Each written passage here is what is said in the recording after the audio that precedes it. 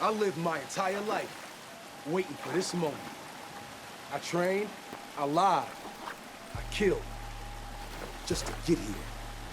I took life from my own brothers and sisters right here on this continent. And all this death, just so I could kill you. Underneath all of the superpowers and vibranium suits, Black Panther is just a story of two royal cousins fighting for their birthright to rule, each steeped in radically different ideas passed on by their fathers. Both were able to ascend to the throne, even if only for a decidedly short period of time. But as king, each got to implement their will over Wakanda. I want to analyze the rule of Eric Killmonger. We already know about T'Challa and his legacy, but what about Eric? What did Eric Killmonger, or better yet, King N'Jadaka, leave behind? If you look deep enough, the answer is more than you may think, and even begs the bigger question: was Killmonger the better king? Sure, he had his flaws, deeply murderous flaws, but Eric was still the king of Wakanda, though only for a short period of time. Even so, he still gets himself into the history books as the ruler of a sovereign nation. But how will the history books remember him? Probably not well, as history is often written by the winners, and he did eventually lose. But what if he hadn't? What if the movie ended right before the final battle? What if Eric got his way? Yes, Eric Killmonger was the bad guy, but I want to focus solely on his actions and policies as a king. And just looking at his rule objectively, Eric Killmonger may have actually been the better king. Let me explain. First off, Eric Killmonger earned his crown fair and square. He had the right to challenge the mantle as part of the royal family, and despite what T'Challa may have said, Killmonger actually did win. I never yielded! And as you can see, I am not dead! T'Challa only survived because he was assisted by the Mountain Tribe, and as he was fighting in one-on-one combat, outside assistance clearly couldn't have been rendered. That in itself would have disqualified him from the challenge. Furthermore, T'Challa was given the heart-shaped herb, which restored his health and strength. We've seen twice now that the fight must take place without the herb, and T'Challa is once again disqualified. He may have never yielded, but T'Challa most certainly would have died without the aforementioned assistance, and Eric earned his right to be king, plain and simple. Nah, I'm your king. All that said, the final battle wasn't a continuation of the first. It was an act of treason against the rightful king of Wakanda, and so T'Challa stabbing Killmonger wasn't actually a justified kill. It was in fact an assassination.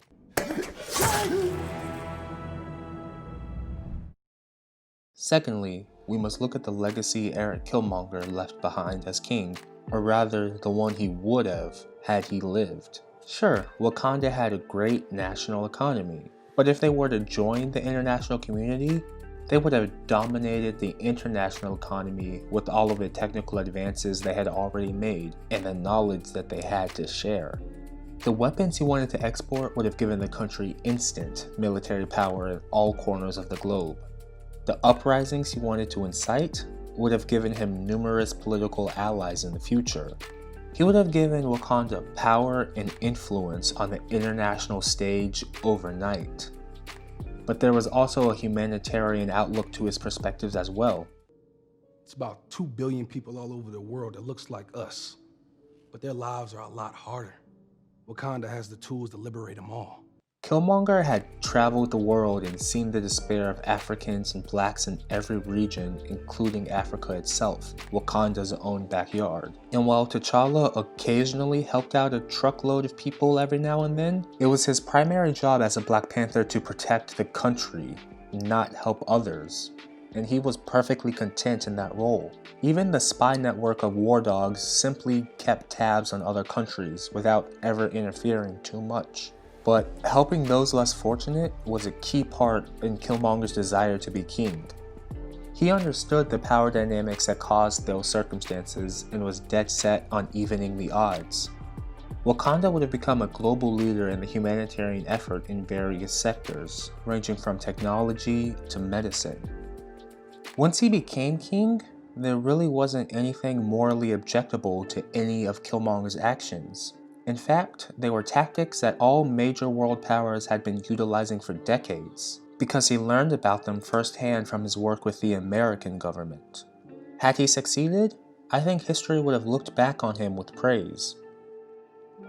Kings are usually measured by a number of things, often divided into 3 categories: what kind of person they were, what they did, and what they built. Not just cities and castles, but also societies, systems, legacies. And ultimately, a king's greatness is decided after the fact, once their reign has already ended. So what makes a great king, more often than not, are the legacy they leave behind. And Eric's legacy was forcing T'Challa to be better. T'Challa may have been more measured in his actions at the end of the movie, but they only came about because Eric forced him to see the bigger picture. And deep down, T'Challa knew that Eric was right. You are wrong! All of you are wrong! To turn your backs on the rest of the world!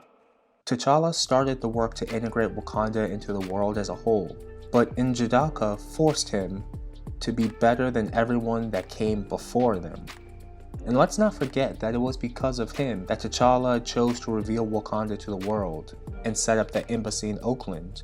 So even after his death, Eric was still able to effect the changes he wanted, and his ideals for a more involved Wakanda were achieved, even if not on the scale that he had initially imagined. Underneath all of the brutality, anger, and violence, N'Jadaka's legacy ultimately lived on.